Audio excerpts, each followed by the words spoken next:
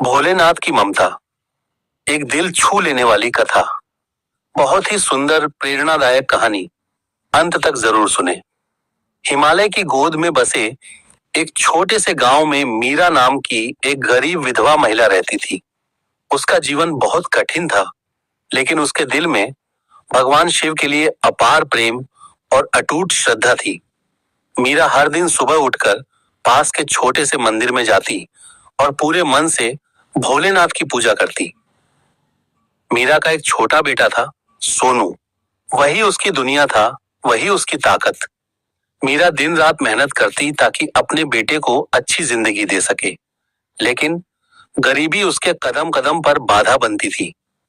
गांव के लोग अक्सर मीरा से कहते, तू हर रोज मंदिर जाती है, लेकिन भगवान ने तुझे दिया क्या है? मीरा मुस्कुराकर कहती, भोलेनाथ मुझे सब कुछ देते हैं, हिम्मत, विश्वास और जीने की ताकत। एक दिन अचानक सोनू को तेज बुखार हो गया। पहले तो मीरा ने सोचा कि यह सामान्य बुखार है, लेकिन धीरे धीरे उसकी हालत बिगड़ने लगी। वह न तो ठीक से बोल पा रहा था, न ही उठ पा रहा था।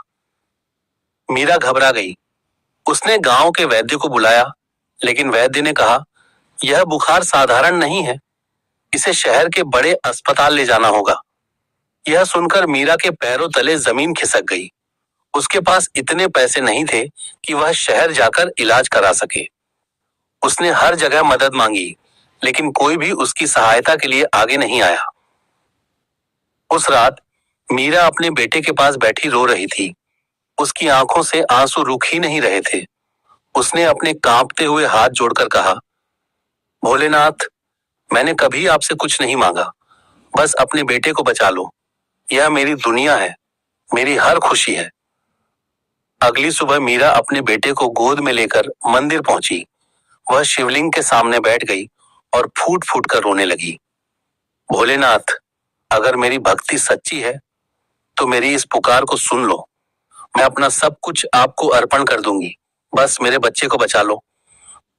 मंदिर में गहरा सन्नाटा था। केवल घंटियों की हल्की आवाज और दीपक की लौ जल रही थी।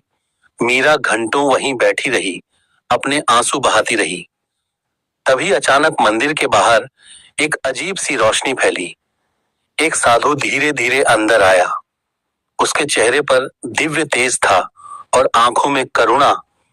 साधु ने मीरा के पास आकर कहा, बेटी, चिंता मत कर, भोलेनाथ ने तेरी पुकार सुन ली है। मीरा ने आश्चर्य से उसकी ओर देखा। साधु ने अपनी झोली से कुछ जड़ी बूटियां निकाली और कहा, इसे पीसकर अपने बेटे को पिला दे, सब ठीक हो जाएगा। मीरा ने बिना कोई सवाल किए वह दवा ले ली। उसके दिल में एक अजीब सा विश्वास था कि यह साधु कोई साधारण इंसान नहीं है। वह तुरंत घर लौटी और साधु के बताए अनुसार दवा तैयार करके सोनू को पिलाई। कुछ ही घंटों में सोनू का बुखार कम होने लगा। उसकी सांसें सामान्य हो गईं और वह धीरे धीरे उठकर बैठने लगा। मीरा की खुशी का ठिकाना नहीं था। उसकी आंखों से आंसू बह रहे थे, लेकिन ये आंसू दर्द के नहीं, बल्कि खुशी के थे। वह तुरंत मंदिर वापस गई, लेकिन वहां वह साधु कहीं दिखाई नहीं दिया। उसने पूरे गांव में उसे ढूंढा, लेकिन किसी ने भी उसे नहीं देखा था। तब मीरा को समझ में आया कि वह कोई और नहीं, बल्कि खुद भोलेनाथ का रूप था, जो अपने भक्त की मदद के लिए आए थे। उस दिन के बाद मीरा की जिंदगी बदल गई। उसका विश्वास और भी गहरा हो गया। वह हर दिन और भी ज्यादा प्रेम और श्रद्धा से भगवान शिव की पूजा करने लगी। धीरे धीरे उसकी आर्थिक स्थिति भी सुधरने लगी। गांव के लोग, जो पहले उसका मजाक उड़ाते थे, अब उसकी भक्ति की मिसाल देने लगे। एक दिन मीरा मंदिर में बैठी थी। उसने भगवान से कहा, भोलेनाथ, आपने मेरी पुकार सुनी, मेरे बच्चे को जीवन दिया। मैं आपका यह उपकार कभी नहीं चुका सकती। बस मुझे हमेशा अपनी शरण में बनाए रखना। तभी मंदिर की घंटियां अपने आप बजने लगी, जैसे भगवान उसकी बात का उत्तर दे रहे हो।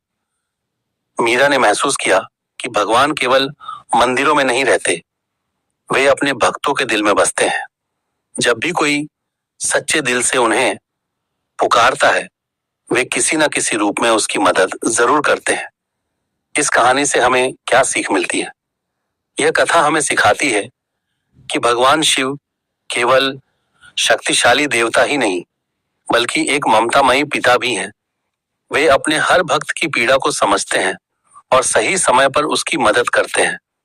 जब हमारी भक्ति सच्ची होती है और उसमें कोई स्वार्थ नहीं होता, तो भगवान खुद हमारे जीवन में चमत्कार करते हैं।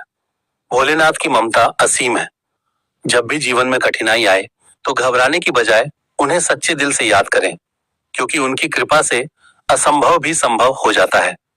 ऐसे ही और कहानी और कथा सुनने के लिए हमारे चैनल को लाइक, शेयर, फॉलो और सब्सक्राइब करें। धन्यवाद।